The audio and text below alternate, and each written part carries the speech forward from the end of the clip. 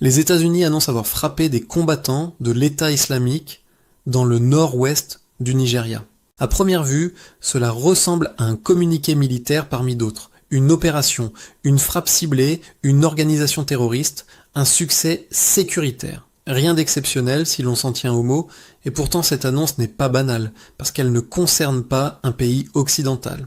Parce qu'elle ne concerne pas une guerre lointaine, parce qu'elle concerne le Nigeria, un État souverain, le pays le plus peuplé d'Afrique, la première économie du continent, le cœur politique, économique et stratégique de l'Afrique de l'Ouest. Quand une puissance étrangère frappe militairement sur le sol nigérian, même avec l'accord des autorités, cela ne peut jamais être considéré comme un simple fait divers sécuritaire. Cela pose une question beaucoup plus profonde. Qui protège réellement le Nigeria et qui décide de la sécurité du Nigeria? Cette question est dérangeante, mais elle est nécessaire.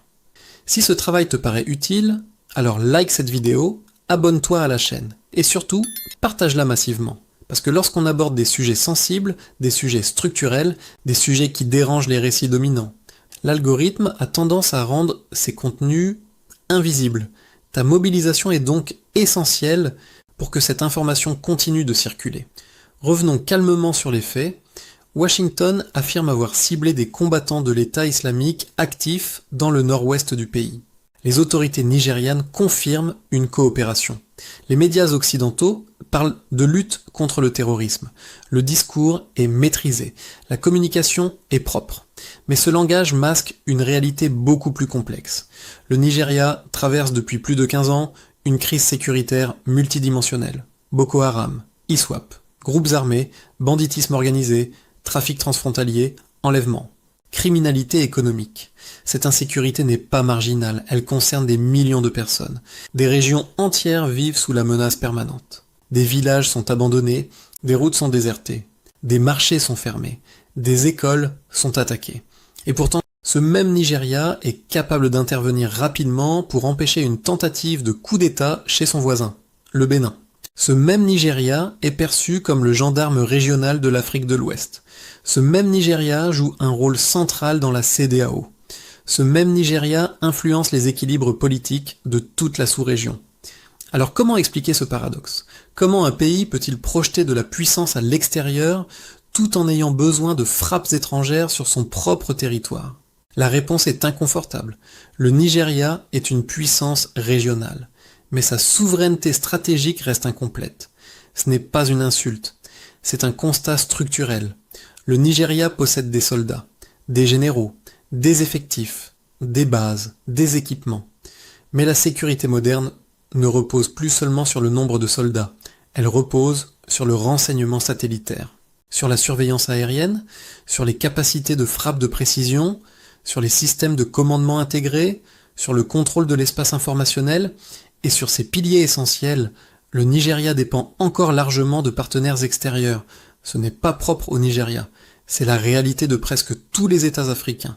L'Afrique a hérité d'États. Mais elle n'a jamais été autorisée à construire pleinement ces systèmes de puissance. C'est là que commence le vrai sujet. Les États-Unis justifient leur frappe par la lutte contre le terrorisme. Un discours familier, un argument efficace, un récit mobilisateur.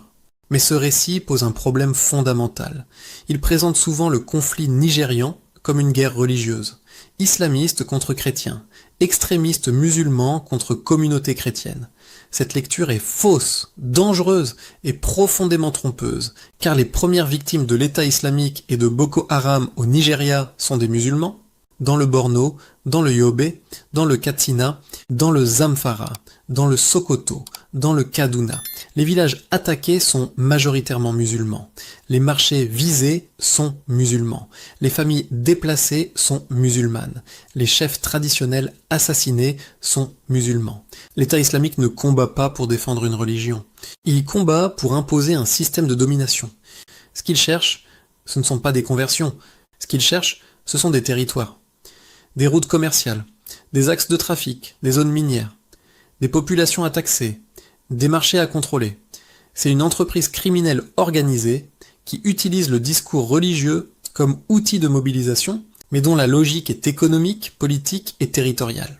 Réduire cette guerre à une opposition religieuse, C'est masquer les véritables mécanismes du conflit, et c'est exactement ce que fait trop souvent la communication occidentale. Ce récit permet de simplifier, de mobiliser l'opinion publique, de justifier l'ingérence, et surtout d'éviter de parler des causes profondes. Ces causes sont connues. Des frontières artificielles, des États fragilisés, des économies dépendantes, une jeunesse marginalisée, des systèmes politiques instables, un sous-développement structurel. Dans cet environnement, les groupes armés prospèrent. Ils remplacent l'État. Ils imposent leur propre ordre. Ils créent leurs propres économies. Et c'est ici qu'il faut maintenant aborder un point que beaucoup préfèrent éviter. Parce qu'il est dérangeant, parce qu'il est documenté, et parce qu'il remet en cause tout le récit officiel de la lutte contre le terrorisme. Ce point est simple. Les principaux flux d'armes, de financement, de soutien logistique et de protection politique qui nourrissent les groupes terroristes en Afrique proviennent très souvent de puissances étrangères. Ce n'est pas une opinion, ce n'est pas une théorie. Ce sont des faits établis par des enquêtes, des rapports parlementaires, des investigations journalistiques et des documents officiels.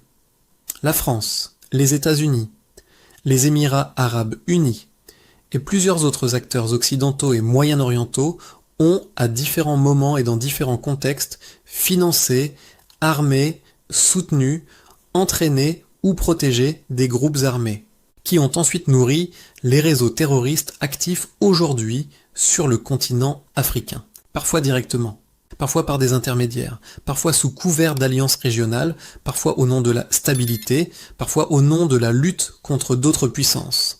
Mais le résultat est toujours le même. Des armes circulent, des groupes se structurent, des réseaux se professionnalisent, et des populations africaines payent le prix. Puis quelques années plus tard, les mêmes puissances reviennent sur la scène africaine pour jouer les pompiers. Interventions militaires, opérations spéciales, discours sur la sécurité, bases étrangères, sommet sur le terrorisme. Communiqués solennels, elles viennent éteindre un incendie qu'elles ont largement contribué à allumer. C'est ce que l'on appelle, dans un langage simple, un cycle de prédation stratégique. On crée l'instabilité, on en tire profit, puis on se présente comme la solution. Et pendant ce temps, les sociétés africaines sont enfermées dans une insécurité chronique, les États sont fragilisés, les économies sont asphyxiées, et les populations sont déplacées. Ce système n'est pas accidentel, il est structurel. Le terrorisme en Afrique n'est pas seulement un phénomène local, il est profondément inscrit dans les rivalités géopolitiques mondiales. Et tant que ce rôle des puissances étrangères ne sera pas reconnu, analysé et assumé, aucune solution durable ne pourra émerger. Parce qu'on ne soigne pas une blessure en refusant de regarder la main qui l'a provoquée. La frappe américaine au Nigeria n'est donc pas une solution, c'est un révélateur. Elle révèle la fragilité structurelle des États africains. Elle révèle la persistance des dépendances. Elle révèle l'urgence d'une transformation profonde. Ce n'est pas une critique du Nigeria. C'est un appel à une réflexion continentale. L'Afrique ne manque ni de soldats, ni de courage, ni de volonté. Elle manque d'infrastructures stratégiques autonomes. Tant que ces piliers ne seront pas construits, les crises se répéteront. Les interventions se succéderont. Les narrations extérieures continueront de définir nos réalités. Et l'Afrique restera le théâtre, plutôt que l'auteur, de sa propre histoire. Si tu veux que ce type d'analyse continue d'exister, alors soutiens-le concrètement. Like, abonne-toi et partage massivement ce contenu. Parce que l'algorithme n'aime pas les sujets sensibles, les récits décolonisés et les analyses structurelles. Et sans ton engagement, ces contenus disparaissent. Geopulse AZ. Décoloniser le récit, comprendre pour agir.